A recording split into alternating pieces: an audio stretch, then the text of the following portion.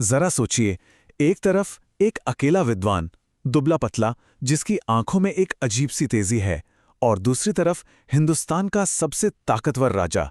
ये कहानी है एक मामूली से दिखने वाले इंसान की, जिसके एक अपमान ने एक प्रतिज्ञा को जन्म दिया, और उस प्रतिज्ञा से खड़ा हुआ एक पूरा साम्राज्य।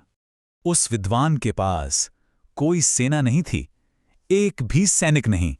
ना ही कोई खजाना था, मतलब पैसा तो था ही नहीं। और कोई राजपाट भी नहीं था उसके पास। अगर कुछ था तो वो था एक संकल्प, एक ऐसा संकल्प जो हिंदुस्तान का नक्शा हमेशा हमेशा के लिए बदलने वाला था। तो चलिए कहानी की शुरुआत करते हैं उस एक घटना से जिसने इस पूरी क्रांति की चिंगारी भड़काई थी। जगह थी मगध के राजा धनानंद का शाही दरबार। अब ये जो धनानंद था वो कोई छोटा मोटा राजा नहीं था। उसका खजाना सोने चांदी से भरा पड़ा था। उसकी सेना इतनी बड़ी थी कि कोई आंख उठाकर भी नहीं देख सकता था। लेकिन वो उतना ही घमंडी, उतना ही अहंकारी था। तो हुआ ये कि चाणक्य ने भरी सभा में राजा को आगाह किया कि देखो, सिकंदर की वजह से विदेशी हमलों का खतरा बढ़ रहा है। लेकिन धनानंद ने उनकी बात सुनने की बजाय सबके सामने उनका मजाक उड़ाया, उनका अपमान किया। और बस उसी एक अपमान के बाद चाणक्य ने कुछ ऐसा किया जो देखने वालों की रूह कंपा गया। उन्होंने अपनी शिखा यानी अपनी चोटी खोल दी और कसम खाई, जब तक नंदवंश का समूल नाश नहीं कर देता तब तक मैं अपनी शिखा नहीं बांधूंगा। ये सिर्फ एक इंसान का गुस्सा नहीं था, ये एक राष्ट्रीय रणनीति की पहली चिंगारी थी। अब सवाल ये था कि भाई एक अकेला ब्राह्मण एक पूरे साम्राज्य को उखाड़ कैसे फेंकेगा? जवाब बहुत सीधा था। वो खुद राजा नहीं बनने वाले थे, उन्हें तो एक अस्त्र चाहिए था, एक ऐसा हथियार जो उनकी सोच को हकीकत में बदल सके। कहानियों में आता है कि एक दिन चाणक्य ने कुछ बच्चों को खेलते हुए देखा। खेल था राजा मंत्री का। उनमें एक लड़का था जो बाकी सब पर ऐसे हुक्म चला रहा था जैसे वो सच का राजा हो। उसके अंदर लीडरशिप वो जन्म से थी। वो लड़का चंद्रगुप्त मौर्य था। देखिए, मगध से नाराज तो कई लोग थे, पर चंद्रगुप्त में 3 ऐसी बातें थीं जो उसे सबसे अलग बनाती थीं। पहली, सत्ता की जबरदस्त भूख। दूसरी, सीखने और सुनने की काबिलियत। और तीसरी, सबसे जरूरी, उसे ऐशो आराम से कोई लेना देना नहीं था। चाणक्य को कोई बना बनाया योद्धा नहीं, बल्कि कच्ची मिट्टी चाहिए थी जिसे वो अपने हिसाब से ढाल सकें।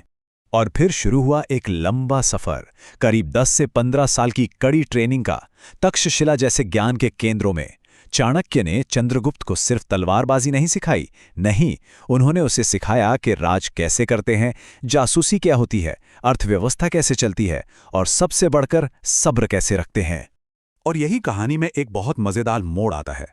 इतनी तैयारी के बाद उनकी जो पहली कोशिश थी, मगध की राजधानी पर सीधा हमला, वो बुरी तरह से फेल हो गई, पूरी तरह से। लेकिन उस हार से उन्हें सबसे कीमती सबक मिला। सबक ये था कि दुश्मन के दिल पर यानी उसकी राजधानी पर सीधा हमला करना बेवकूफ़ी है। पहले पूरे सिस्टम को कमजोर करो। तो देखिए फर्क कितना बड़ा था। पहली स्ट्रैटेजी थी एकदम बीच में, राजधानी पर हमला कर दो। इसका मतलब था साम्राज्य की पूरी ताकत से एक साथ भिड़ जाना, और नतीजा जाहिर है हार। लेकिन दूसरी स्ट्रैटेजी वो बिल्कुल अलग थी। वो कहती थी कि बीच में नहीं, पहले किनारों पर, कमजोर सीमा वाले इलाकों पर कब्जा करो, छोटे छोटे राजाओं से गठबंधन बनाओ और धीरे धीरे अपनी ताकत बढ़ाते जाओ। एक था सीधा टकराव और दूसरा था रणनीतिक घेराव। तो ठीक है, अब आते हैं उस कमाल के 5 स्टेप मास्टर प्लान पर जो चाणक्य ने अपनी पहली गलती से सीखकर तैयार किया। ये प्लान वाकई एक मास्टरपीस था। स्टेप 1, बॉर्डर पर कंट्रोल करो, यानी साम्राज्य को बाहर से घेर लो। स्टेप 2, इकोनॉमी पर चोट करो, मतलब उनके व्यापार के रास्ते बंद कर दो। स्टेप 3, जासूसों का ऐसा जाल बिछाओ कि अंदर की हर खबर मिलती रहे।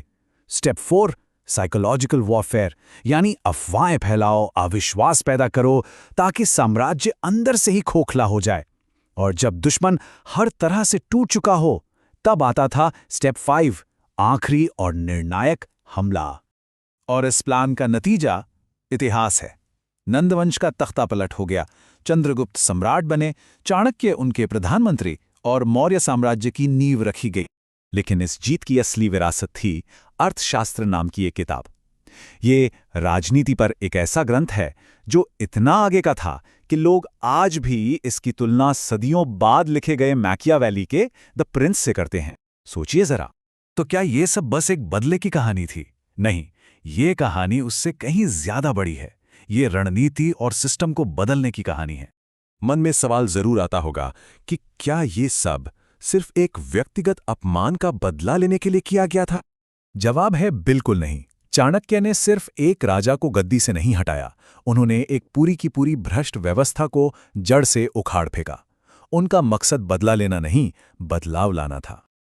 और यहीं से हमें सबसे बड़ा सबक मिलता है। शांत दिमाग से खेला गया खेल सबसे खतरनाक होता है। मतलब गुस्से में आकर फैसला लेना आसान है, लेकिन रणनीति, धैर्य और ठंडे दिमाग से लिया गया फैसला, वही असली ताकत है। ये कहानी सिखाती है कि असली ताकत चिल्लाती नहीं है।